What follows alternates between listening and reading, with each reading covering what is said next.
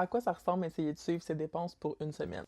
C'est ce que j'ai fait la semaine dernière, puis je mentirais pas, j'étais un peu traumatisée. Je sais que je suis dépensière en général, mais je suis relativement dans le déni par rapport à ça. C'était vraiment confrontant. On décortique ça ensemble. Lundi, je suis restée chez moi pas mal toute la journée, mais le soir, je suis sortie faire des commissions, puis c'est là que ça s'est gâché. J'ai acheté quelques trucs au Marshalls. J'allais ensuite au Michaels pour acheter le matériel pour l'atelier de crochet que je vais donner, mais j'ai quand même avancé cet argent-là. Et finalement, je suis allée au Canadian Tire. Mardi, j'ai acheté 10 passages pour ma carte puce. J'ai aussi payé des douanes sur des draps que j'avais préalablement commandés.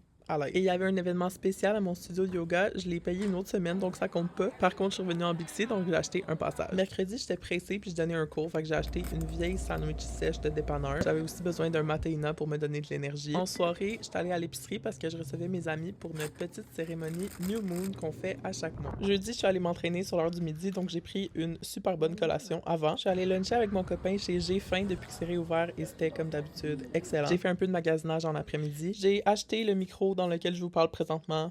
Ouch. Et je suis retournée à l'école pour une rencontre de maîtrise. Vendredi, ma seule dépense est d'aller chercher des médicaments à la pharmacie. Enfin. Samedi, c'était l'anniversaire de 30 ans de mon ami. La nourriture était toute payée, c'était vraiment gentil, donc on avait juste à payer notre alcool. Et aussi, cette journée-là, ma facture de téléphone qui est passée, ainsi que mon abonnement à mon studio de yoga et de pilates. Pour conclure la semaine en beauté, mon ami est venu bruncher chez moi dimanche, mais ça m'a rien coûté parce qu'on avait déjà les ingrédients. J'ai fait un peu de magasinage de Noël pour mes cadeaux d'échange et pour ma famille. Et finalement, mon copain et moi, on a célébré nos 6 mois de rencontre en allant à l'Express, un resto dans lequel les deux, on n'était jamais allés et qui est, ma foi, pas donné. On arrive donc à un total de la semaine de 890,91, ce qui est déjà effrayant. C'est pas fini, j'ai menti.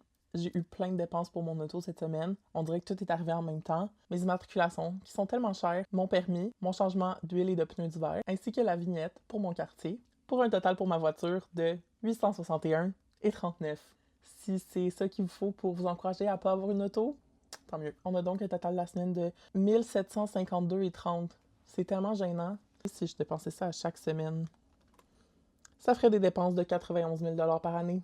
OK, CTRL Z. Si je dépensais le montant sans ma voiture à chaque semaine, 46 327 $.